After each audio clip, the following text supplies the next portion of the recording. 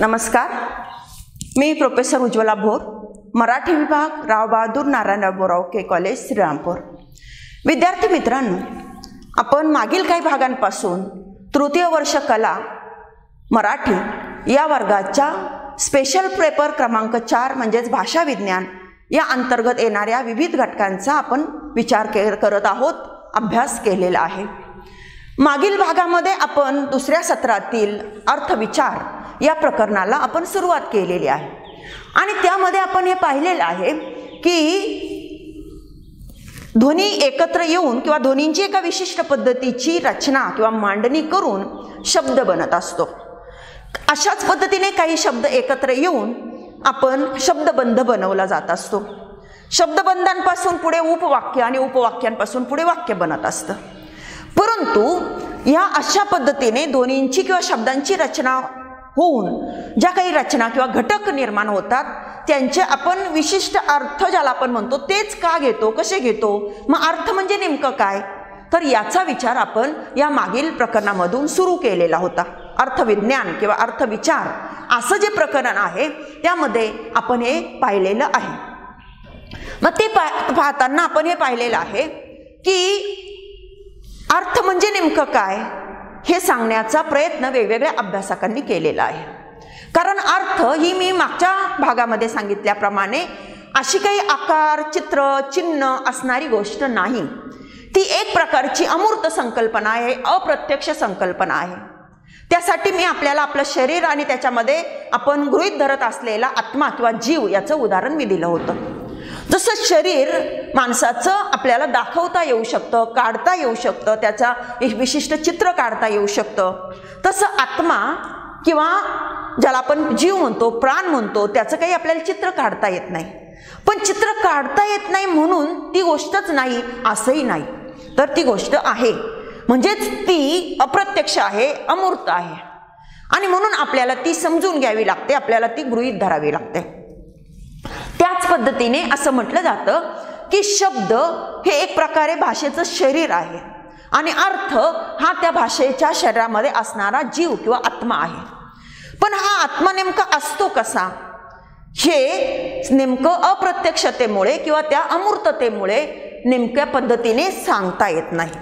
परंतु हे सांगण्याचा प्रयत्न वेगवेगळ्या भाषा वैज्ञानिकांनी केलेला आहे आणि त्यामधूनच आपापल्या परीने त्यांनी या अर्थाच्या व्याख्या करण्याचा देखील प्रयत्न केलेला आहे। मग मागच्या तासाला आपण अर्थाच्या 2 व्याख्या पाहिलेल्या आहेत की अनुभववाद्यांच्या म्हणण्यानुसार अर्थ म्हणजे काय, निर्देश म्हणजे एखादा शब्द आपण त्याचा अर्थ घेतो म्हणजे काय करतो, तर तो शब्द आपलं लक्ष कुठल्या तरी व्यक्तीकडे, वस्तूकडे, प्राण्याकडे किंवा कशाकडे तरी वळविण्याचं काम करत असतो आणि म्हणून तो शब्द ज्या गोष्टीकडे आपलं लक्ष वळविण्याचं काम करतो किंवा ज्या गोष्टीकडे निर्देश करतो त्यानुसार आपण त्या शब्दाचा जो अर्थ आपण म्हटलं जातो तो घेत असतो आणि म्हणून या लोकांनी, अनुभववाद्यांनी व्याख्या केलेली आहे अर्थ म्हणजे निर्देश। तर काही अभ्यासकांच्या म्हणण्यानुसार आपण शब्द उच्चारल्यानंतर त्या पद्धतीने आपली क्रिया घडत असते आपल्या मेंदूकडून किंवा समोरच्या ऐकणाऱ्यांकडून आणि म्हणून अर्थ म्हणजे वर्तन असं म्हटलं पाहिजे। पण या दोन्ही व्याख्यांवरचे जे काही आक्षेप आहेत तेही आपण मागच्या भागामध्ये पाहिलेले आहे की सगळ्याच गोष्टींकडे लक्ष आपलं वळतं असं नाही किंवा सगळ्याच शब्दांमधून त्या विशिष्ट गोष्टींचा निर्देश होतोच असं नाही।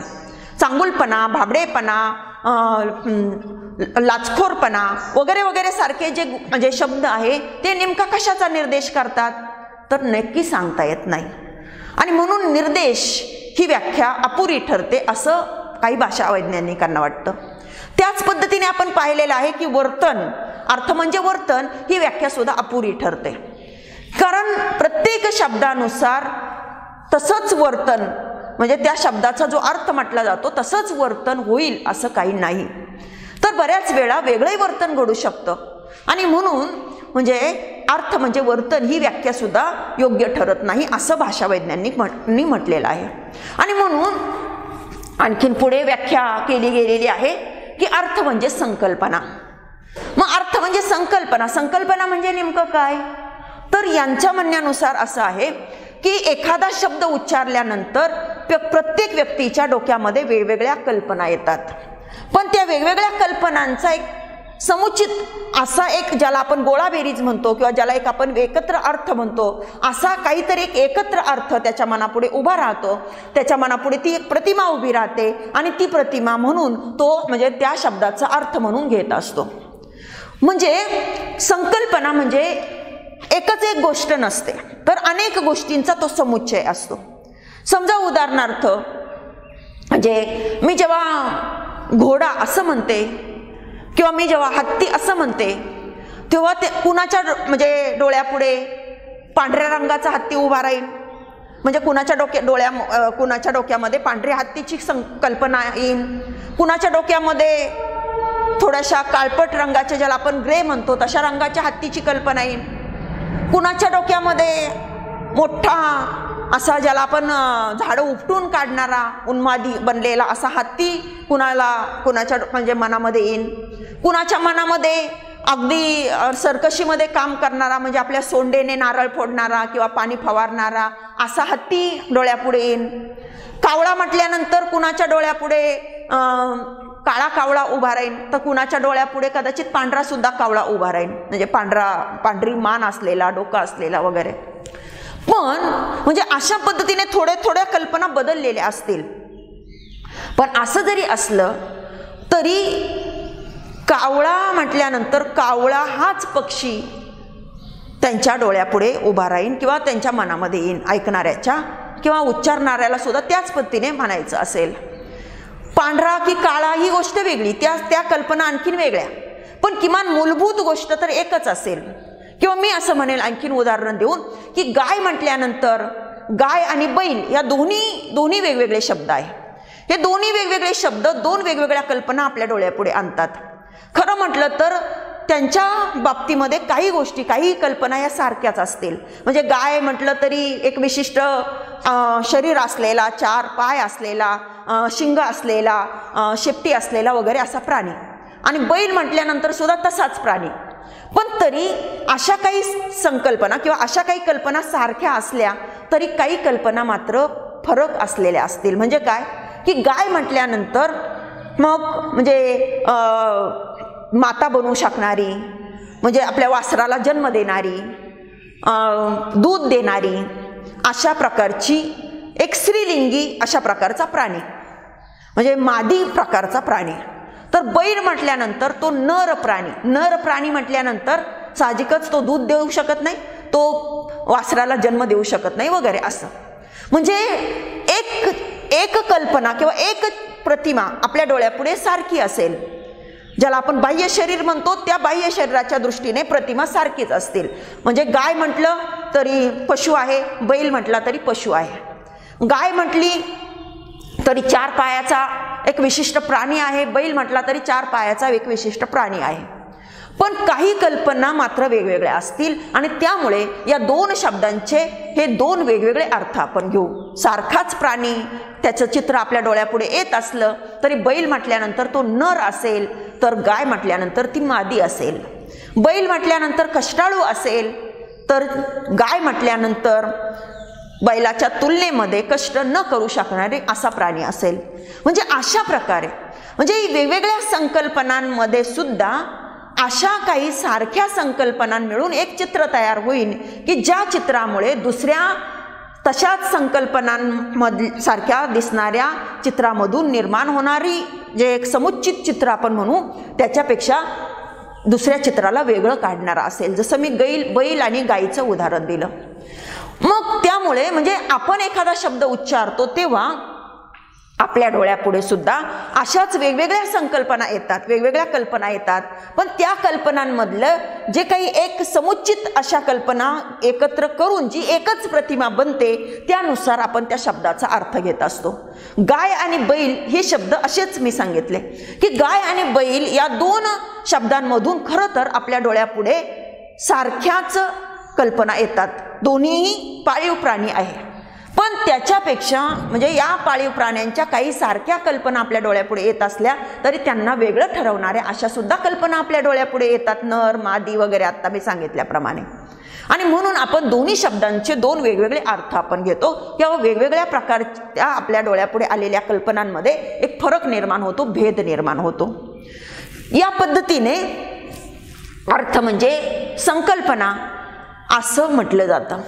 म्हणजे कुठली तरी एक निश्चित कल्पना, कुठली तरी एक निश्चित अशी बाब आपल्याला तो शब्द जेव्हा दाखवतो तेव्हा त्याला त्याचा अर्थ म्हटला जातो, असं या म्हणजे अभ्यासकांना म्हणायचं आहे. यांचं म्हणणं असं आहे की यासाठी मग प्रत्यक्ष ती वस्तू किंवा तो प्राणी आपल्याला अनुभवाला आपण अनुभवलेलाच असावा लागतो असं नाही, आपल्या समोरच असावा लागतो असं नाही. जसं निर्देश किंवा वर्तन या व्याख्यांच्या बाबतीमध्ये अडचण आपल्याला येते तशी अडचण अर्थ म्हणजे संकल्पना या बाबतीमध्ये येत नाही. कारण एखाद्याने डॅफोडिलचं फूल पाहिलेलं नसेल, पण तरी जर त्याच्या कानावर असं आलं की डॅफोडिलचं फूल, तर त्याने फूल पाहिलेलं नसेल, त्यामुळे नेमकं चित्र, नेमकी कल्पना त्याच्या डोळ्यापुढे येणार नाही कदाचित. पण तरी देखील फूल म्हटल्यानंतर ते असं असं असू शकतं एवढं तर मात्र नक्कीच त्याला जाणवेल. किंवा फूल म्हटल्यानंतर एखादा आंबा किंवा केळी सारखं फळ तर त्याच्या डोळ्यापुढे नक्कीच येऊ शकणार नाही. म्हणजेच वेगळी कल्पना, त्या समुच्चयाच्या बाहेरची कल्पना त्याच्या डोळ्यापुढे नक्कीच येऊ शकणार नाही. त्या समुच्चयाच्या मधलीच कल्पना त्याच्या डोळ्यापुढे येईल. म्हणजे फूल या गटामधलीच कल्पना किंवा या गटामधल्याच एखाद्या फुलाचं चित्र त्याच्या डोळ्यापुढे येईल, पण फूल म्हटल्यानंतर फळाचं चित्र त्याच्या डोळ्यापुढे येणार नाही. किंवा म्हणजे माणुसकी असलेला माणूस म्हटल्यानंतर किंवा निदान क्रूर राक्षसी वृत्तीचा वगैरे असा त्या गटाच्या बाहेरचा विचार त्याच्या मनामध्ये येणार नाही. किमान म्हणजे माणुसकी असलेला माणूस म्हणजे म्हटल्यानंतर इतरांना मदत करणारा, कुणाच्याही सेवेला धावून जाणारा किंवा कुणालाही कुणाचंही वाईट न करणारा, किमान अशा कल्पना यांचं एक समुच्चयित चित्र त्याच्या डोळ्यापुढे येईल. आणि म्हणून अर्थ म्हणजे संकल्पना ही व्याख्या अशा वेगवेगळ्या कल्पनांमधून एक निश्चित अशी कल्पना किंवा एक निश्चित अशी प्रतिमा आपल्या डोळ्यापुढे, मानसिक प्रतिमा निर्माण करणारी अशी काही गोष्ट सांगण्याचा प्रयत्न ही व्याख्या करते आहे. अर्थ म्हणजे अशाच पद्धतीने खरोखर अशी काहीतरी एक मानसिक प्रतिमा आपल्या डोळ्यापुढे उभी करणारी अशी गोष्ट असते. आणि म्हणूनच ही व्याख्या अनेक अभ्यासकांना बरीचशी परिपूर्ण वाटते. म्हणून या व्याख्येला जवळजवळ सगळ्याच अभ्यासकांनी मान्यता दिलेली आपल्याला दिसते. आणि म्हणून अर्थ म्हणजे संकल्पना ही एक परिपूर्ण व्याख्या असल्याचं म्हटलं जातं. आता अर्थ म्हणजे संकल्पना ही व्याख्या सुद्धा काहीशी गैरसोयीची वाटणाऱ्या लोकांनी आणखीन पुढे विचार किंवा अभ्यास चालूच ठेवला आणि त्याच्यामधून आणखीन काही व्याख्या केल्या गेल्या. मग काहींनी व्याख्या केली अर्थ म्हणजे विचार. मग अर्थ म्हणजे विचार अशी व्याख्या त्यांनी केली. म्हणजे समजा एखादा शब्द जेव्हा आपण उच्चारतो किंवा लिहितो तेव्हा त्या शब्दामधून किंवा त्या म्हणजे उच्चारणाऱ्याच्या त्या शब्दामधून काहीतरी विचार दिला जात असतो, काहीतरी विचार प्रकट होत असतो. आणि म्हणून त्यांनी अशी व्याख्या केलेली आहे अर्थ म्हणजे विचार. पण विचार म्हणजे नेमकं काय हा परत प्रश्न पडतो. कारण विचार हा शब्दच मुळात आपण अनेक गोष्टींसाठी वापरतो. म्हणजे समजा उदाहरणार्थ गांधी विचार, तुझे विचार मला काही पटत नाही, किंवा त्याला विचार म्हणजे तो सांगेल. तर अशा पद्धतीने मुळात विचार हा शब्दच संदिग्ध आहे. विचार या शब्दाचीच स्पष्टता नाही तर अर्थ म्हणजे विचार कसं म्हणायचं, काय म्हणायचं नेमकं, हा गोंधळ उडतो. आणि म्हणून अर्थ म्हणजे विचार ही व्याख्या अभ्यासकांना काही बरोबर वाटत नाही, काही योग्य वाटत नाही. आणि म्हणून परत आपल्याला पुढची व्याख्या बघावी लागते. काहींनी असं म्हटलंय अर्थ म्हणजे सत्य. म्हणजे कुठलाही शब्द त्याचा अर्थ म्हणून आपण जेव्हा घेतो तेव्हा तो शब्द काहीतरी सत्य आपल्याला दाखवत असतो, सांगत असतो. म्हणजे उदाहरणार्थ की फळा कसा असतो, काळा असतो. बगळा कसा असतो, पांढरा असतो. कावळा कसा असतो, काळा असतो. मग असं आपण म्हणतो तेव्हा ते सत्य आहे, नाही असं नाही. म्हणजे बगळा पांढरा असतो, कावळा काळा असतो. किंवा कावळा म्हटलं की म्हणजे काळा हा काळा पक्षी हे सत्य आपल्या नजरेसमोर येतं. पण आता अर्थ म्हणजे सत्य हे म्हणणं योग्य ठरेल का? कारण सत्य असत्य असं आपण जेव्हा म्हणतो, म्हणजे समजा कावळा काळा असं म्हणण्याऐवजी पांढरा कावळा असं म्हटलं, पांढरा कावळा असं म्हटल्यामुळे तो शब्द निरर्थक होईल का? कारण पांढरा कावळा हे एक प्रकारे असत्य होऊ शकतं म्हणजे भारतामध्ये, महाराष्ट्रामध्ये तरी. मग पांढरा कावळा असं म्हटल्यामुळे जसं असत्य होतं म्हणून तो शब्द निरर्थक म्हणता येईल का? नाही, कारण पांढरा कावळा या शब्दाला सुद्धा काहीतरी अर्थ आहेच. काळा बगळा या शब्दाला सुद्धा काहीतरी अर्थ आहेच. आणि मग असं म्हणजे शब्दाचा अर्थ म्हणजे सत्यच असं काही नाही. शब्द सत्य ही वेगळी गोष्ट आहे आणि अर्थ ही वेगळी गोष्ट आहे. मग शब्दाचा आणि अर्थाचा सत्याचा आणि अर्थाचा संबंध जोडण्याचं काय कारण? किंवा तसा तो जोडायला गेलं तरी ते योग्य ठरतं का? तर नाही. कारण शब्द हा सत्यच दाखवू शकतो किंवा सत्यच गोष्टींबद्दल सांगतो असं नाही. मी मागा म्हटल्याप्रमाणे परत उदाहरण आपल्याला घेता येईल की आपण अनेक वेळा स्वर्ग या शब्दाचा उल्लेख आपण करतो. स्वर्ग या शब्दाचा वापर आपण करतो, उदाहरण आपण देतो. देव स्वर्गात राहतात, दैत्य किंवा असुर हे नरकात राहतात, असं काय काय आपण बोलत असतो. मग असं बोलत असताना देव स्वर्गात राहतात असं जेव्हा आपण म्हणतो तेव्हा ते सत्य असेलही कदाचित, पण म्हणून ते तो म्हणजेच फक्त अर्थ. आणि देव स्वर्गात राहतात असं न म्हणता आपण दुसरं काही म्हटलं तर म्हणून काही ते वाक्य निरर्थक ठरतं का? तर नाही. असत्य वाक्य हे निरर्थक वाक्य असतं असं काही आहे का? नाही. मग त्याच पद्धतीने सत्य दाखवणारच फक्त अर्थ आणि सत्य न दाखवणारा असा अर्थ नाही असं का म्हणता येईल का? नक्कीच नाही. तरी एक वेगळी विचित्रच कल्पना अभ्यासकांना वाटते आणि म्हणून मुळात सत्य आणि अर्थ यांचा काही संबंध नाही, त्यामुळे अशी व्याख्या करण्याचं कारण नाही किंवा अशी व्याख्या होऊ शकत नाही असं त्यांना वाटतं.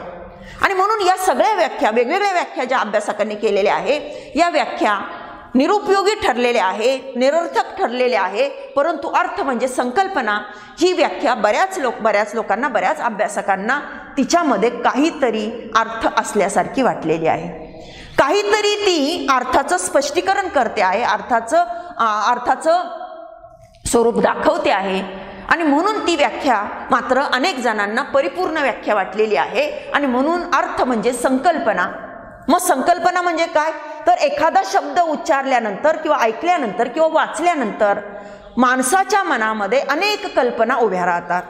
पण त्या कल्पनांमधला जो काही समुच्चय आपण म्हणतो, एक गट आपण म्हणतो, असा एक गट करणाऱ्याच एक कल्पना तो एकत्र त्याच्या डोक्यामध्ये होतात, बुद्धीमध्ये होतात, मेंदूद्वारे. आणि मग तो त्याचा अर्थ घेतला जातो, म्हणजे त्या शब्दाचा तोच अर्थ घेतला जातो. बाकीच्या निरर्थक ठरणाऱ्या, निरुपयोगी ठरणाऱ्या त्याच्या मनामध्ये आलेल्या कल्पना तो काढून टाकतो. म्हणजे समजा उदाहरणार्थ मागा मी म्हटल्याप्रमाणे मग बैल म्हटलं, मग त्याच्या डोळ्यापुढे वेगवेगळ्या म्हणजे त्याच्या मनामध्ये वेगवेगळ्या कल्पना येतात.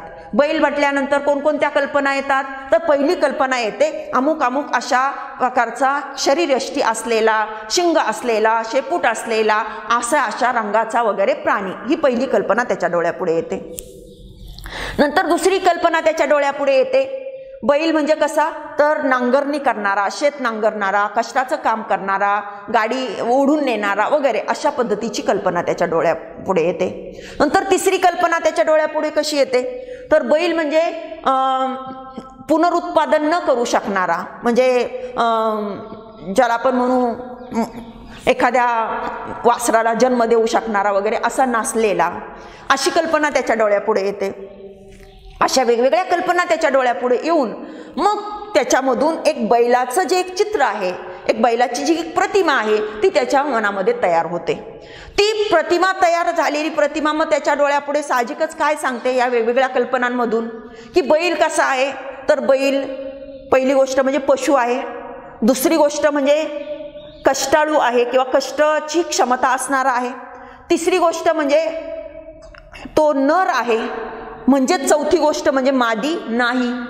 तर अशा पद्धतीच्या एक कल्पना त्याच्या डोळ्यापुढे येऊन त्या सगळ्या कल्पनांचं एक चित्र किंवा एक प्रतिमा तयार होते आणि मग ती प्रतिमा म्हणजे त्या शब्दाचा अर्थ घेतला जातो.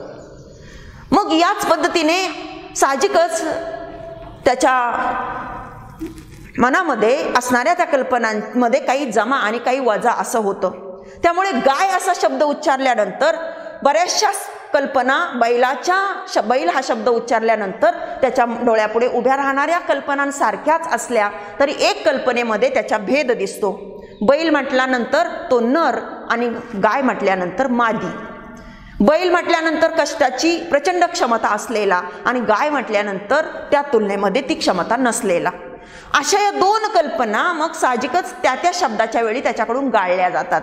म्हणजे बैल म्हटल्यानंतर मादी ही कल्पना गाळली जाते, गाय म्हटल्यानंतर नर ही कल्पना गाळली जाते, बैल म्हटल्यानंतर पुनरुत्पादन करण्याची क्षमता असलेला म्हणजे वासराला जन्म देऊ शकणारा ही कल्पना गाळली जाते आणि गाय म्हटल्यानंतर दूध देणारी ही कल्पना जमा केली जाते. तर अशा पद्धतीने म्हणजे वेगवेगळ्या कल्पना त्यांचे गट करून शब्दांमधला भेद सुद्धा इथे माणसाला लक्षात घेता येतो किंवा त्याला समजू शकतो. आणि म्हणून शब्दाचा असा नेमका एक विशिष्ट असा म्हणजे एक संकल्पना किंवा त्याच्या मनामध्ये तयार करून देणारं किंवा त्याच्या मनामध्ये एक विशिष्ट चित्र उभं करणारं असं जे काही असतं ते म्हणजे अर्थ असतो. आणि म्हणून शब्द हे अर्थ म्हणजे संकल्पना अशी एक विशिष्ट समुचित अशी प्रतिमा त्याच्या डोळ्यापुढे आणून देणारी अशा प्रकारची ती गोष्ट म्हणजे अर्थ. आणि म्हणून अर्थ म्हणजे संकल्पना ही व्याख्या बऱ्याचशा अभ्यासकांना परिपूर्ण व्याख्या वाटलेली आहे. तर या पद्धतीने अर्थ म्हणजे काय तर एखादा शब्द उच्चारल्यानंतर आपल्या डोळ्यापुढे ज्या वेगवेगळ्या कल्पना उभ्या राहतात त्या कल्पनांमधला एक साम्य दाखवणारा असा कल्पनांचा जो एक गट बनतो, समुदाय बनतो आणि त्या समुदायामधून आपल्या डोळ्यापुढे कुठलं तरी एकच चित्र किंवा एकच अनुभव असा उभा राहतो. तो अनुभव किंवा ते चित्र किंवा ती प्रतिमा म्हणजे त्या शब्दाचा अर्थ असं इथे आपल्याला स्पष्ट होताना दिसतं. तर या पद्धतीने अर्थ म्हणजे काय हे आपण समजून घेण्याचा प्रयत्न केलेला आहे. मी परत एकदा आपल्याला आठवण करून देते की अर्थ ही अशी मनाच्या पातळीवर मानसिक पातळीवर समजून घेण्याचीच गोष्ट आहे. कारण अर्थ ही अशी कुठलीही प्रत्यक्ष वस्तू नाही की जी आपल्याला दाखवता येईल, बोर्ड करून दाखवता येईल किंवा चित्र काढून दाखवता येईल किंवा एखादी मूर्ती बनवून दाखवता येईल. तर अशी ती गोष्ट नाही. तर जसा आपला आत्मा हा अमूर्त असतो की ज्याला आकार नाही, चित्र नाही, जो आपल्याला फक्त समजून घ्यावा लागतो, गृहीत धरावा लागतो, तशाच पद्धतीने शब्दाचा हा आत्मा म्हणजे अर्थ असतो आणि तो अर्थ आपल्याला समजून घ्यावा लागतो, मानसिक पातळीवर गृहीत धरावा लागतो, अंदाज त्याचा करावा लागतो. तर अशा पद्धतीचा अर्थ ही संकल्पना ही एक अमूर्त संकल्पना आहे, एक अप्रत्यक्ष संकल्पना आहे, मात्र ती अस्तित्वात असलेली अशीच संकल्पना आहे, ती आपण नाकारून चालत नाही. तर या पद्धतीने अर्थ म्हणजे काय हे आपण समजून घेण्याचा प्रयत्न केलेला आहे. पुढच्या तासाला या अर्थाच्या जे काही वेगवेगळे म्हणजे प्रकार आणि अर्थ आणि शब्द यांचा नेमका काय संबंध असतो, कसा संबंध असतो, त्याविषयी वेगवेगळ्या अभ्यासकांचे काय विचार आहे तर हे पाहण्याचा प्रयत्न करणार आहोत. आजच्या पुरतं एवढा अर्थ म्हणजे काय हे समजून घेण्याच्या संकल्पनेपाशी आपण थांबत आहोत. आपल्या सगळ्यांना धन्यवाद.